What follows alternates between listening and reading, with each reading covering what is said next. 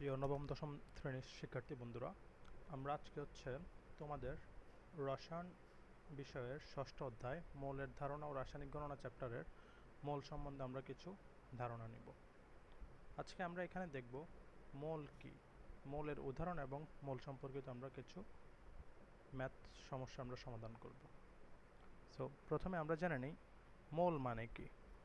মৌল মানে হচ্ছে কোনো পদার্থের যে পরিমাণের মধ্যে অ্যাভোগাড্রোর সংখ্যাটা হচ্ছে 6.023 ইন্টু 10⁻23টি পরমাণু, অণু অথবা যদি আয়ন থাকে তবে সেই পরিমাণকে ওই পদার্থের মোল বলা হয়। তাহলে মোল বলতে কি বোঝায়?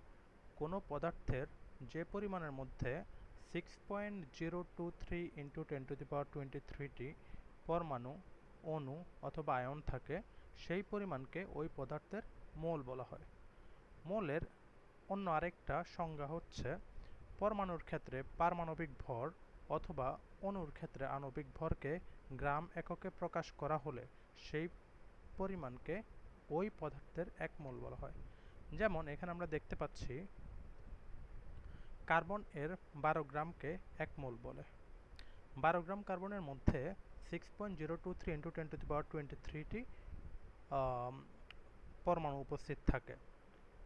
অন্যদিকে 23 গ্রাম সোডিয়ামকে এক মোল সোডিয়াম বলা হয়। 23 গ্রাম সোডিয়াম সমান আমরা দেখতে পাচ্ছি 6.023 ইন্টু 10⁻23টি সোডিয়াম পরমাণু। এখন আমরা যেটা দেখব সেটা হচ্ছে মোল সম্পর্কিত কিছু অঙ্ক। এখানে বলা হচ্ছে একটি পানির অণুর ভর কত। তো আমরা একটু আগে দেখে এসেছি, আমরা জানি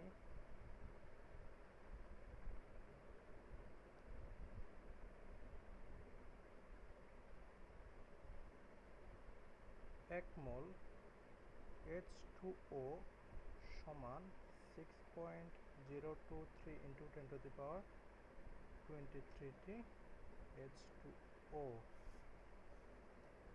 এখন আমরা যেটা দেখব H2O এর আণবিক ভর।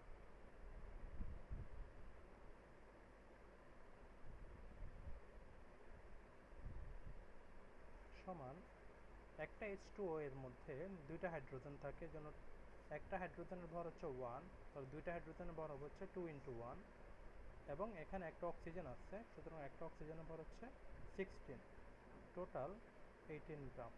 সুতরাং আমরা বলতে পারি এক মোল পানি সমান হচ্ছে 18 গ্রাম পানি। সো আমরা আবার বলতে পারি এখানে 6.023 ইন্টু 10⁻23টি H2O এর ভর 18 গ্রাম। সুতরাং একটি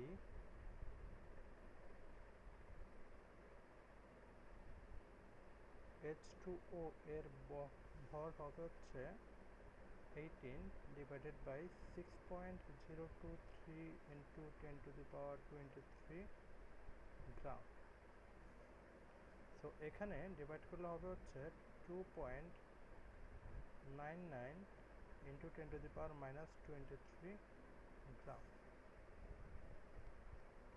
এখন আমরা আবার দেখব 5 গ্রাম H2O তে কতগুলো অণু থাকে।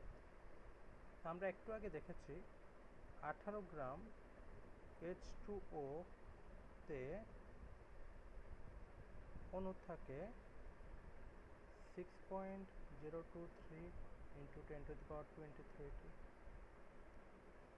সুতরাং 1 গ্রাম H2O তে অণু থাকে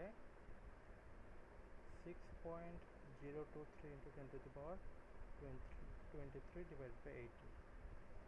এখন সুতরাং 5 গ্রাম H2O তে অণু থাকে 6.023 ইন্টু 10⁻23 ইন্টু 5 ডিভাইডেড বাই 80। তো এইখানে কত আসে সেটা তোমরা নিজেরা হিসাব করে আমাকে কমেন্ট বক্সে জানাও। Thank you.